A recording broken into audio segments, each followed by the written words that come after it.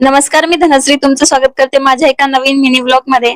तर मी ना रात्री हरभरे भिजू घातले होते कारण होनसाठीच भाजी बनवायची होती फक्त, कारण माझा उपवास होता. म्हणून मग मला काही ही भाजी आवडत नाही, म्हटलं त्यांच्यासाठी म्हणून बनवते. तर इकडे ना हरभरे कुकर मध्ये शिजायला टाकले, त्याच्यामध्ये थोडंसं मीठ टाकलं आणि गॅसवर कुकर लावून दिलं.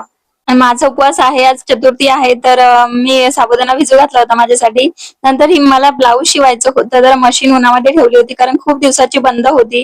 म्हणून होनी थोडंसं काम केलं मशीनचं आणि मी पण केलं आणि फायनली मशीन सुरू झाली. नंतर भाजी बनवायला घेतली, कुकर ऑलरेडी झालं होतं. मग इकडे वाटणाची तयारी केली आणि तुम्ही बघा हरभरे छान शिजले आहेत. वाटण पण तयार करून घेतलं. कांदा, कोथिंबीर, लसण, अद्रक याची पेस्ट बारीक करून घेतली. नंतर कढईमध्ये तेल टाकलं आणि त्याच्यामध्ये जिरं, मोहरी आणि ते वाटण टाकून दिलं. खरं तर कढीपत्ता आधीच टाकायचा होता तेलामध्ये, पण तो राहून गेला, नंतर टाकला मी. नंतर तेजपत्ता, तिखट, हळद आणि बेसिक मसाले आपले जे घरगुती असतात तेच घालून घेतले भाजीमध्ये.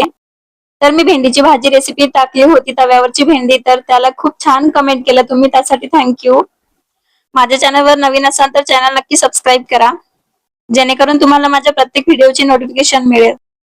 तर बघा वाटण छान झालेलं आहे, मस्त तेल सुटलेलं आहे त्याला. त्याच्यामध्ये हरभरे शिजवलेले घालून घेतले, ते छान थोडा वेळ परतवून घेतले. नंतर त्याच्यामध्ये गरम पाणी टाकलं आणि थोडंसं चवीनुसार मीठ टाकलं आणि तुमच्या आवडीनुसार तुम्ही त्यामध्ये पाणी टाकू शकता, तुम्हाला किती पातळ पाहिजे. मला फक्त अहोंसाठीच भाजी बनवायची होती म्हणून मी काही जास्त क्वांटिटीमध्ये बनवली नाही.